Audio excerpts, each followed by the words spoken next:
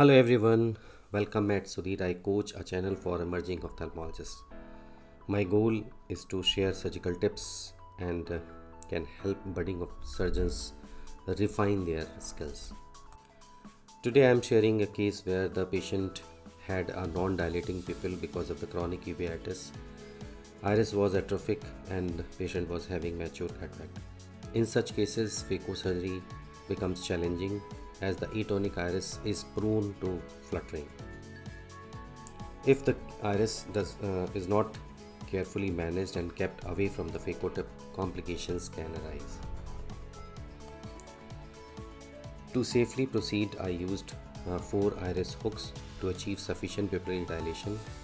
After stabilizing the iris, I stained the anti-capsule with Tapon blue and performed a well-controlled capsulorhexis and proceeded with the phacoemulsification.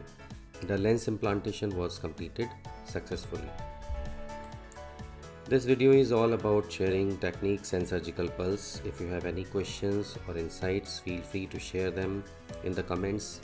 My aim is to create a platform where we can discuss and learn beyond textbooks, because real surgical skills and learning comes from the experience. So enjoy the video and thanks for watching.